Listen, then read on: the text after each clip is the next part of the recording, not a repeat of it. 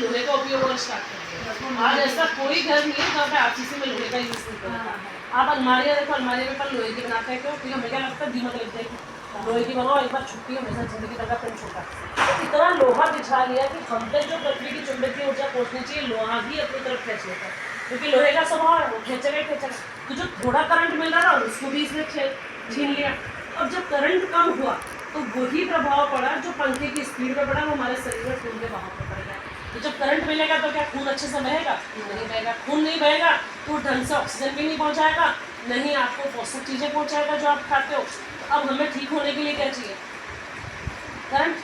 Current मिल गया तो हम ठीक है, वरना सब चीज़ बेकार है। तो अब बात ये थी कि करंट मिलने के लिए हमें 3 साधन करने जरूरी है।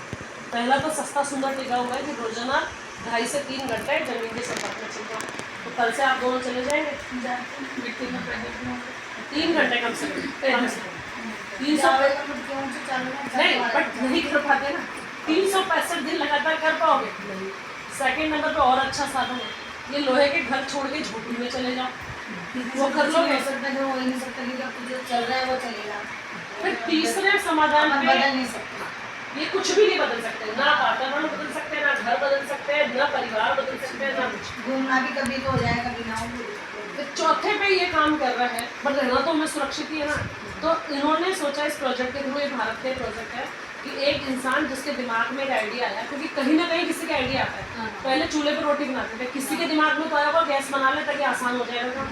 ठीक है, चूल्हे को तो बार बार चलाओ, बार बार करो, और कोई मेहमान आ जाए, तू पहले आ जाता, तेरी चाय बना ले तो चूल्हा ठंडा कर दिया, आप बैठा रहे पानी पियो, दोबारा थोड़ी चूल्हा जलाएंगे। तो मतलब हर कमी से ही आप नई शुरुआत यानी उसी की आदत हो गई गैस की। अब चूल्हा बहुत मुश्किल से हाँ, क्योंकि चूल्हे की आप समझे नहीं, अब चूल्हे की हमें कमियां पता चलती हैं। अलग अलग आविष्कार हो गए ना, अब सब कुछ ऐसे ही ये आविष्कार हुआ कि भाई जिस चीज़ की कमी है लोगों तक वही पहुंचा दो, भाई हमें करंट भी तो चाहिए। तो फिर देखा गया, जो बनाने वाले इसके उसका नाम, उनका नाम है डॉक्टर सागर जोशी जी। तो उन्होंने सोचा भाई जिस चीज़ की कमी है लोगों तक वही पहुंचा दे, तो हमें हमारी कभी कमी से ही करंट की है। तो अभी हमें जो करंट मिलता है वो किससे मिलता है? पृथ्वी से, जब पृथ्वी घूमती है उससे मिलता है। बट एक करंट और है जो प्राकृतिक रूप से पृथ्वी की जमीन में ही पाया जाता है, 600-800 फीट नीचे, जिसका नाम है नियोडिमियम चुंबक। तो ये भी वही काम करता है जो ये वाला करंट करता है। तो इन्होंने सोचा कि इस मिट्टी को निकाल के लोगों तक पहुंचाते तो आसान काम हो जाएगा। तो इन्होंने इस मिट्टी की माइनिंग करनी स्टार्ट करी, खुदाई स्टार्ट की। खुदाई करके सबसे पहले एक्सपेरिमेंट कुत्ते पे किया गया। कैसे किया गया?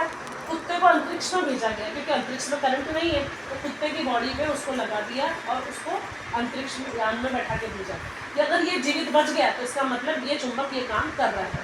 तो देखा तो कुत्ता जिंदा रह के आ गया। तो उन्होंने सोचा इसका मतलब ये